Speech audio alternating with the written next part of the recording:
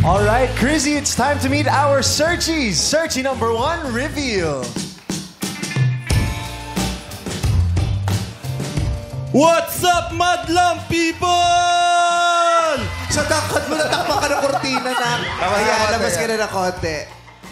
Hi guys, ako nga pala si Tyrone, 23, ang sporty rider, entrepreneur ng Parañaque City. Wow. Ang dami. Sporty rider, entrepreneur. Oh, sporty rider. Pa-deliver nga ka. Anong sport mo? Ang sport ko po is basketball.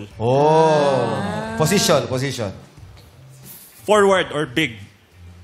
Forward or center. Big man.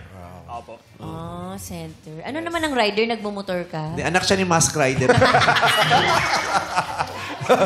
Ni Black Rider. Nagmumotor ka? Yes po, ang pinagkakaabalan ko po pagka hindi po ako nagtitraining ng basketball, ang trabaho ko po is nag-MC, taxi, rider po ako. Motorcycle, taxi rider. Oh, daming ganap. Rider. Daming nangyayari sa buhay ni Tyrone. Hindi productive siya. Oo, gusto niya busy Tapos may siya. negosyo pa. Entrepreneur. Anong business mo? Ang business ko naman po is mga small business lang siya actually, pero mga food products katulad ng bigas, mga chili garlic, and leche flan. Small business. Ang liliit na. Mga butil-butil. Bigas, chili garlic. Munggo. Itry mo yung munggo. Masin. Mga ganyan. Ang Pero daming ganap. Yes. Tsaka pabilis kumilos yan. Si Oh. Tyrone. Bakit? Taron. Alam mo, magandang negosyo din ni Tyrone. Ano? Saging. Bakit? Turon! Parang parating na si Kim Chu na. Hindi mo malapit na siya. Nararamdaman natin, no po? Actually, ang tawag po sa akin ng mga friends ko nung high school, Ron Turon. Turon. Oh, di ba? I wanna run to run. But if I come to you. Whitney Houston! Whitney Houston! Galing mo.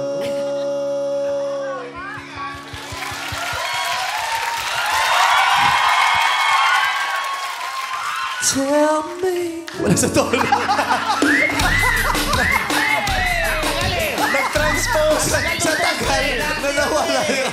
Nakalimutan ko yung huling key. Tagal na Tell me. Tyrone. Okay, anong pick-up line mo kay Crazy Tyrone? Crazy, ikaw ba ang star ng Pasko? Bakit? Mukha kang hamon. Ganun na yun. O mukha kang keso di bola eh. Bad trip, star ng Pasko. Ba't mukha kang hamon? Oh, bakit daw? Kasi ang kulay ng damit mo, black. Oh. Oh. Walang connect, di ba? Pero pagkatapos nito, tayo meron. Dale. Iba talaga. Si Tyrone yung naririnig natin kanina pang maligalig sa Oo, upuan. nagtatatayo. Ba't tayo ka ng tayo sa likod? Nangangalay ka ba? Mahaba Nangangalay kasi yung binti Nangawit niya. ka ba? Oo, nakalat ka din ng motor yung binti niya for sure. Para. Thank you, Tyrone. Searching number 2, reveal.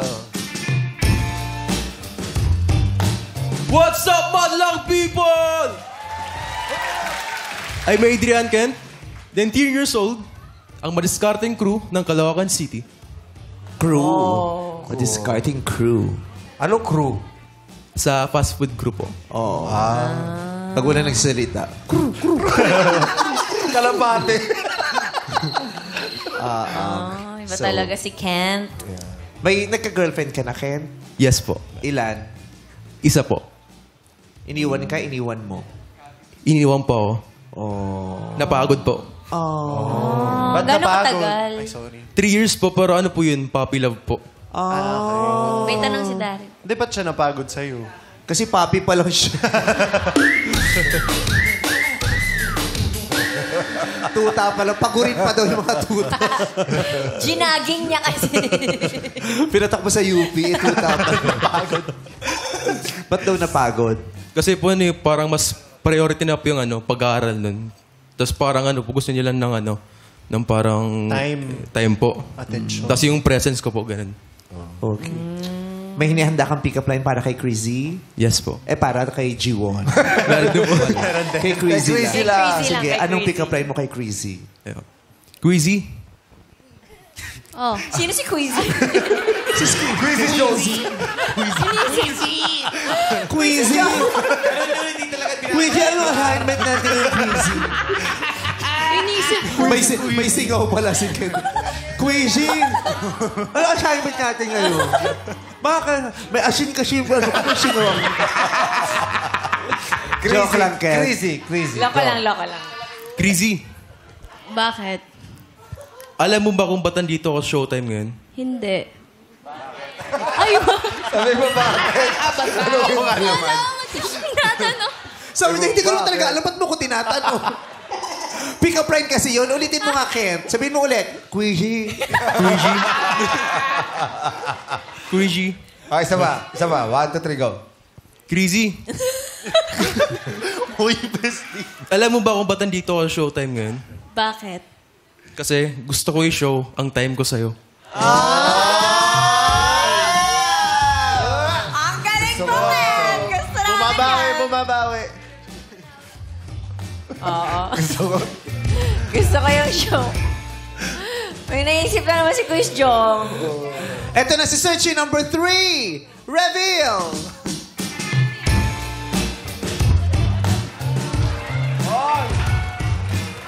Make some noise, Madlang people! Hi, I'm Nicky Mori, ang talented dreamer ng Baguio City. Anong talent mo? Nag-acting po, sumasayaw, and nagigitara, music. Nakakapagod yun. Uma-acting ka, nagigitara ka, sumasayaw ka, sabay-sabay. Simultaneous yung Sabay-sabay. ginagawa. Ganun talaga yun. Pag-musician. Maga-ground ka pa dun sa ano. Maraming gumagawa nun. Talented nga siya. Okay. Sa Mori, bahay. nakailang girlfriends ka na? 3 po. 2 years, 1 year, and 3 years. Wow. May naloko ka na? Wala po. Naloko Ako po ka yung na? naloko. Talaga. Okay. Anong pick-up line mo para kay Crazy? Crazy. Bakit? Queasy Wala ka pa. ba? Crazy? Bakit? Queasy ka ba? Alam mo ba, kalapati ako at ikaw ang amo ko. Bakit? Kahit pakawalan mo ako, babalik at babalik ako sa'yo. Batcher. Sabi, may tawa pa sa... Gumanon. Pero pag pinakain ka niya, ganun. Krrr, krrr, krrr. Sasabuyan ka lang ng mga bahaw, mga kaning lamig na may tubig. Krrr, krrr, krrr. Tapos pag tinawag ka niya, ganun. Mori! Tapos maliit lang yung bahay niyo, no? Tapos may bandilang puti. Okay.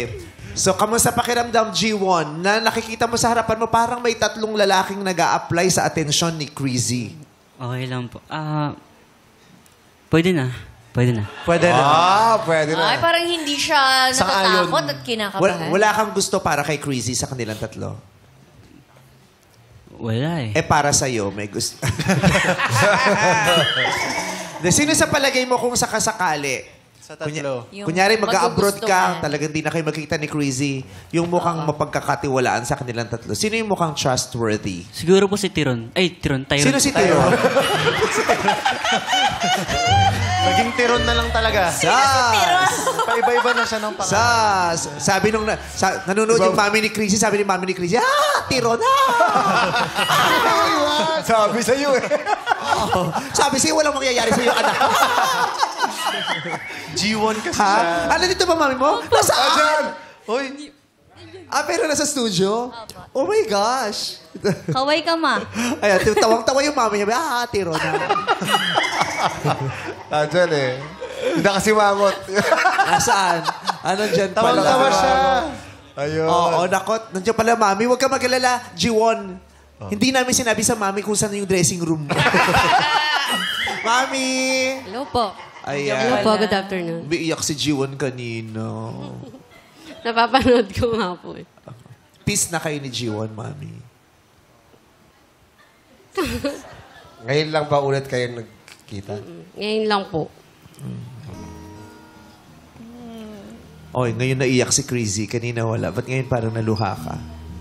Pati si Jiwon. Oo. Ano pong gusto niyong sabihin sa kanilang dalawa? Kasi parang sa kanilang kwento, may bahagi pala kayo dun sa sa pinagdaanan nila. Yes po. Kasi para sa akin, as a parent, napakalaking ano ko naman sa buhay ng anak ko, di ba? Gusto ko lang siyang, para kasing tines ko siya eh. Pero parang hanggang dun lang talaga yung inano niya. Di ba? May maraming namang mga magulang na bungangera, ganyan. Kasi ako mayroon din ako, nag-OFW ako sa Taiwan. So, buong buhay ko, syempre yung anak ko yung priority ko dahil wala na nga yung father niya, 'di ba? Tapos nagulat lang ako kasi syempre parang siya lang sasayaw-sayaw ganun. Yun, 'di ba?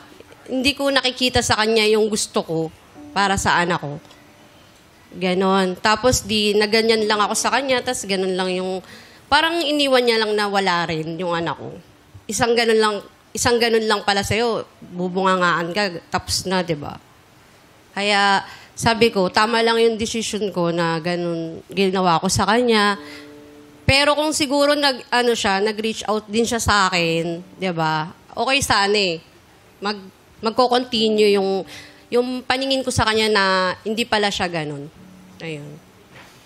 Pero okay na ngayon na tapos na naman sila, di ba? Alam mo, di mo talaga masisi magulang. Kasi maski naman ako nakarinig ako sa mga ganyan dun sa Pasko. Pero dati, masakit. No? Pero ngayon nare-realize ko, especially may anak na ako, hindi ko sila masisi kasi ang gusto ng mga magulang is mapabuti yung anak. So, hindi mo sila masisisi. Ang dapat lang talagang gawin is patunayan ng mga nanliligaw kung ano yung mga kakayanan nila para doon sa babae, sa partner. Diba? Hindi natin masisisi.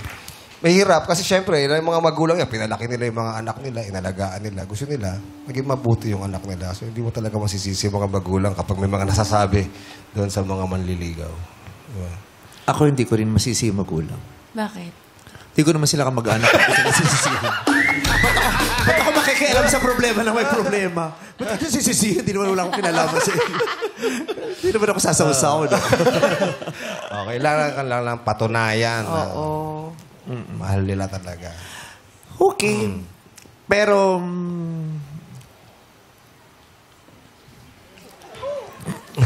ako magsalita. Yeah. Pero, lagi nating naririnig yun, tinatanggap naman natin. Hindi natin masisisi yung mga magulang dahil sa all of them are coming from love and fear. Yes. Sa sobrang pagmamahal sa anak at ayaw nilang mapahamak at yung takot na baka mapahamak at mapunta sa hindi magandang sitwasyon at pagkakataon yung mga anak nila. Yeah. 'Di ba? Pero again, ang nako-question natin,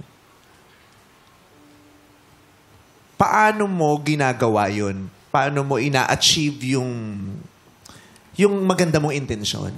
Yes. Actually, dapat siguro, parang parehas. Kasi kung may trust ka din sa anak mo dahil sa pagpapalaki mo sa kanya, maaaring pagkatiwalaan mo rin siya kung ano yung magiging desisyon niya. Hindi ba? Oh well. Nagtampo ka ba? Nagdamdam ka ba sa nanay mo na may ganun siyang ganap sa Opo, nung una. Kasi parang ang dating sa akin nun, wala akong kalayaan, kung sinong gugustuhin ko, ganun. Pero naintindihan ko rin siya nung nakaraan, nung dumaan na po yung araw kasi yun nga, yung studies ko.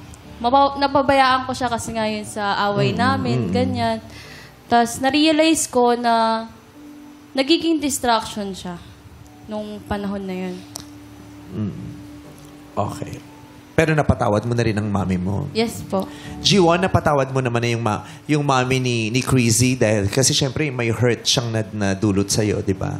Yes po. Okay naman po. Okay. Ayun si mami, anong masasabi mo sa kanya? Hello po, tita. Tapos, wag mo kong matita. Ayan. So, tapos kayo din naman po, may galit pa o napatawad yun na rin naman sila? Wala na naman po. Naintindihan ko naman na siguro naintindihan niya rin ako kasi gusto ko lang maging mapabuti yung anak ko eh. Kasi panganay ko siya. Lalo na pagdating sa ganyan, bata pa kasi sila. Hindi nila alam yung siguro mga ginagawa nila, ganyan. Ayun. Nasaan yung nanay mo, Jiwon? Pagsalitaan din natin yung nanay mo. Baka Pag-usapan natin yung dalawang nanay. Ano pong magsasabi nyo na gano'n po yung ginawa ng mami nyo sa nagharap yung dalawang nanay. Maraming salamat, Mami. Thank you very much po. Thank you. Okay. So, ayan na. So, mayroon ng 3 guys na nandiyan dyan na may interest na makapag-spend ng time with you. Kausapin natin sila. Nasaan ang mga questions? Question number 1. Question number 1. Naranasan mo na bang magmahal ng maling tao? Paano? Tiron. Ay, Tyron. Naranasan mo na ba yon na nagmahal ka ng maling tao? Tapos ano yung naranasan mo dun sa taong yun? Sa experience ko naman, lahat ng mga naging past relationships ko, hindi ko masasabing, kahit hindi kami nag-click or hindi kami nagtagal hanggang ngayon, hindi ko masasabing maling tao sila. Dahil at some point, naging magkasama kami sa happiness, sa paghihirap, suffering. And I think that's the reason what made me who I am today. Kent. Yes po. Anong yes po? Sasagutin mo yun. I can't hear it. Nagmahal ka na ba ng maling tao? Para sa akin po, di sila parang maling tao po. Parang sila po yung way po para mapalakas po ako bilang individual po. As a group. The individual lang. Kung Di po baka as a group. experience, Yes po. Maury. Para sa akin, wala naman naging mali. Nasaktan man, syempre, mas pinaniniwalaan ko yung tadhana. Kung ano yung ibibigay sa akin ni Lord, thank you. Kung sino man yung dumaan, thank you din kasi naging part talaga sila ng buhay natin. Masasabi natin na naging masaya pa rin tayo nung kasama pa natin sila. Ayan. Good. At least walang masyadong nega or bad or dark na sa kanila. Kasi yung ibang tao, di ba, kaya nasasabi nilang maling tao yung napuntahan nila kasi sobra yung naranasan nila eh. Yeah. So, crazy. Sinong bibigyan mo ng green flag base sa mga pagsagot nila?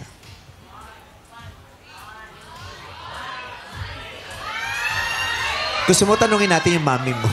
Sumasagot nga po eh. Sumasagot. Ano po, lahat po sila green flag. Pero yung ng answer sa akin, yung mas umangat. Number 3 po. Si Maury, si number 3. Congratulations, Maury! May green flag ka na! Naniniwala ka din ba sa gano'n na merong mali at tamang tao? Base po yun sa naranasan mo sa relasyon nyo. Kasi doon po nagbe-base kung parang sobrang sakit yung ginawa sa'yo, sobra kang nalugmok, gano'n. Iisipin mo sa sarili mo na mali yun, maling tao yun. Pero wala talagang maling tao. Si Jiwon ba ay naging maling tao? Hindi po. Taray ni Jiwon. Approved ba sa'yo yung pinili niya na si Maury, Jiwon? O may iba kang mas gustuhang sagot? Pwede na po. Pwede na po. Okay. Parang pahina ng pahina yung boses ni Jiwon. Matapang ka din. Pag lahat yan kumampi dun sa nanay ni Chris, sinasabi ko sa'yo. Lalo kang di makakalabas dito. Thank you. Question number 2, Crazy. Anong gagawin mo kapag nalaman mong ikakasal na bukas ang girlfriend mo sa taong pinili ng magulang niya para sa kanya? Arranged marriage, gano'n. Parang, Anong gagawin mo kung ikakasal na bukas yung girlfriend mo sa tao na pinili ng magulang niya para sa kanya? Unahin natin si Maury, yung number 3. Para sa akin, magiging... didepende po yun sa magiging desisyon namin dalawa. Doon din mapapatunayan kung talaga mahal niya ako, kaya niya ako ipaglaban. Ikaw, anong gagawin mo? Ang gagawin ko, ipaglalaban ko. hanggang sa magkakaya ko. Kung hindi man siya sumama sa akin, Paano thank yun? you. Paano namin mabivisualize yung ipaglalaban mo? Ipagdadasal mo ba siya? Kukuha ka ba ng sindikato? Pupunta ka ba doon? Yeah, paano Kidnapin mo ba siya? Kasi Pupunta bilang ka sa kasal, simbahan. ang lawak Oo, ng ipaglalaban ko di ba? Paano mo siya ipaglalaban? Ipagpapasa Diyos mo ba siya? Pumunta ka sa simbahan, itigil ang kasal. Mahal kita, crazy. Siguro pag-uusapan namin and pwede pong lumapit kay tita kung desidido na ba siya sa kanyang desisyon. And Kakasal na siya bukas, ha? Bukas yung kasal. Bukas pa naman po Pwede pa naman. Tama naman. Sa palagay mo, si tita, yung sa pagkakakilala natin sa kanya sa maiksing kwento yun, sige, schedule ko next week. Tita, pa-reschedule na lang. Okay. Pakikiusap yung kay number 3. Makikiusap siya kay tita. Tingnan natin kung gumana. Yun si number 3. Yes. Si number 2 naman tayo, si Kent. Para sa akin naman po, yung unang-una ko pong gagawin is babatiin ko po ng congratulations po. Hindi na siya lalaban. Nagparaya na siya. Ayaw na niya. Nag-give up. I give up. Pupunta nun, Father, I give up. I can't do this. I do. For her. So, paano mo siya babatiin ng congratulations? Personal? Sa sulat? Sa text? Papasabi mo sa ibang tao? Para sa akin po, i-chat ko po muna siya tapos sabihin ko magkita tayo saglit. Tapos? Parang kausapin ko lang po siya para sa parang For closure. Kakausapin mo po. for closure, hindi para Pigilan. kumbinsihin siyang wag Pigilan. ituloy yun. hindi na po kasi kung saan naman po masaya yung taong minahal ko. Hindi siya tatanggapin ko rin masaya, po. ha? Yung parents ang may gusto. Para sa akin, ipaglalaban ko rin po. So So, nagbago. Nagbago isip niya. Nagbago. Bago na. Oo. Alam mo, sabay ba kayo nag-skydiving? Nakakatakot Alam tuloy mo, mabago-bago. ito, Yung, Crazy, kita tayo. Kuusapin lang kita. O sige, saan tayo? Ay, wag na lang. Sige, tuloy mo na lang yan. Ang bilis magbago na pupunta. Can't decide? Can't comprehend. Okay. Kasi para sa akin naman pong saan siya masaya o nakadepende po sa niya, decision po. Paano po pag ipaglalaban? Anong gagawin mo? Agawin ko po. Agawin mo siya kahit kasal na siya? Sa pagkakakilala mo sa sarili mo, ano yung kaya mong gawin na, ay, hindi, di ba may ganun tayo? Hindi ako yan, hindi ko gagawin. Pero ikaw, sa pagkakakilala mo sa sarili mo, paano mo haharapin yun? Gagawin ko po is yung harapin ko po yung yung family niya po.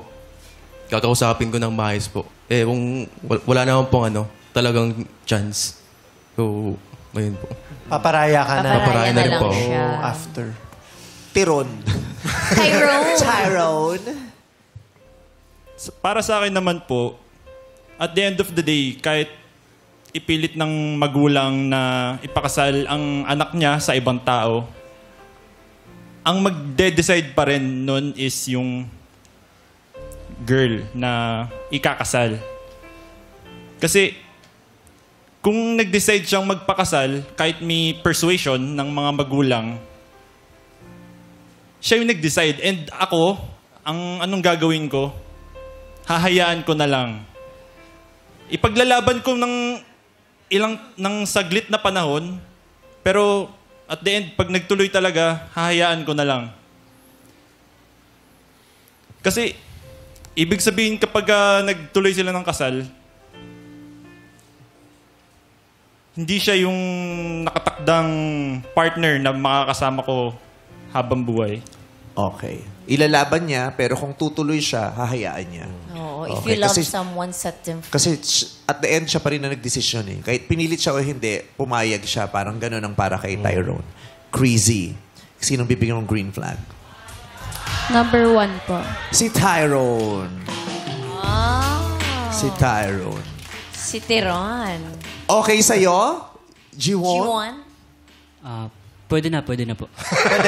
Bala ka. Hindi ka na nga kita tatanungin sa susunod. Pare-pareho naman sinasabi mo. Crazy, last question, please. Red flag ba ang babaeng pinili ang manliligaw na mas nakakaangat sa buhay? Bakit? Kent. Para sa akin po, hindi po siya red flag. Kasi kung saan niya po gusto, like gusto niya po umangat sa buhay, ayun po, papabayaan ko na rin po. Kasi syempre po, yung buhay ngayon, practical po. Kailangan mo talaga may pera. Pero dun po, gagawin ko po inspirasyon para... Gagawin mo din yun. Para sa Pipili ka sarili rin ko na mas mayaman.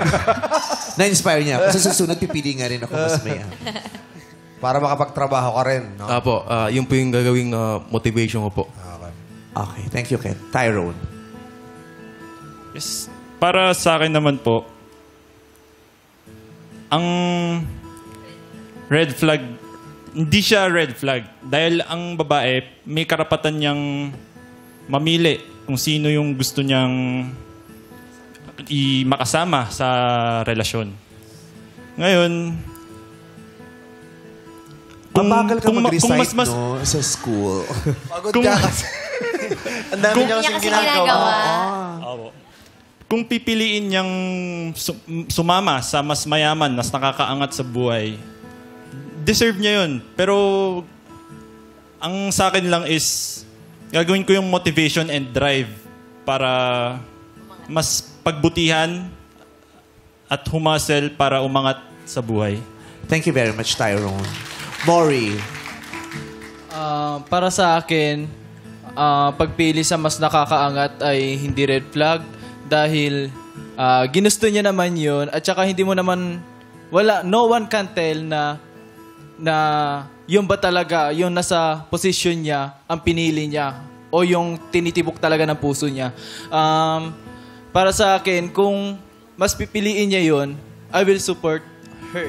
Kasi naniniwala ako na love is blind talaga. Tama naman. Love is blind. Hindi siya nakikita sa estado ng buhay. Baka nagkataon lang na mayaman talaga yung gusto niya. Parang crush is paghanga lang yan. Yeah. At saka kung trip niya yun, iba't ang pakikilam mo. Yun ang gusto niya. Yung gusto niya eh. Yeah. Crazy! Kanino ang last green flag? Sa ngayon, may green flag na si Tyrone at saka si Maury. Si Kent wala pa. Kanino mo bibigay ang green flag? Gusto mo ba yung sinabi ni Tyrone, ni Kent o ni Maury? Go, Crazy!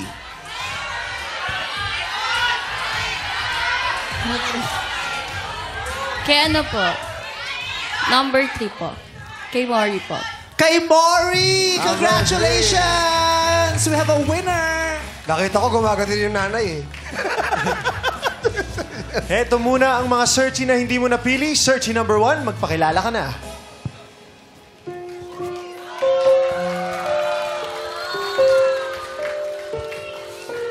Hi, Crazy. Good luck sa magiging next journey na pagsasamahan nyo. And sana maging masaya kayo. Thank you. Thank you, Tyrone.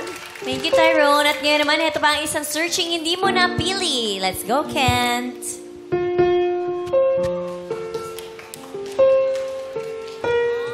Hi, Crazy. So, ayun, support ako sa naging desisyon mo. Bawal mo lungkot. Mag-ingat palagi. Thank you. Thank you. Ingat ka. Thank you, Kent! G1, ito na yung time para ibuhos mo ang gusto mong sabihin kay Crazy.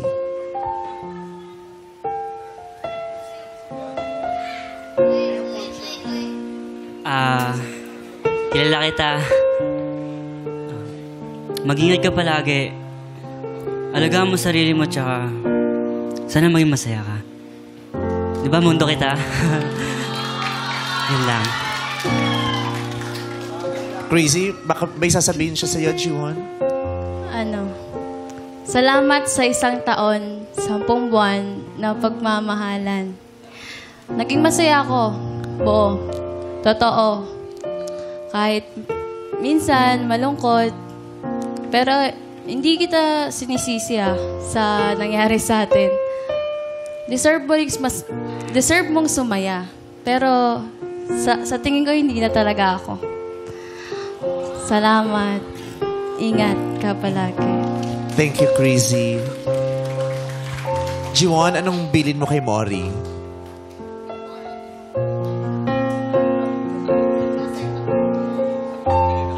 Tol, ingatan mo yung prinsesa ko, ha? Yung babaeng yan, sobrang minahal ko, kaya dapat gawin mo mundo, ha? Yun lang. Salamat, Tol. Dito natin napatunayan na mas pinipili ni Crazy ang long sleeves kaysa sa short sleeves. Na moss green polo. Short sleeves versus long sleeves, and the long sleeves won. Mori, makakatabi ka na kay Crazy.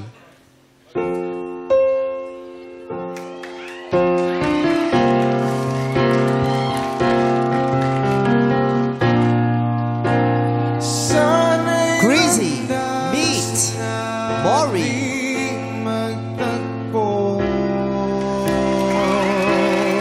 Di man natuloy ang inakalang happy ending, asahang sa tamang tao ito ay matutupad din. This is especially for you. Magbabalik pa ang It's Showtime.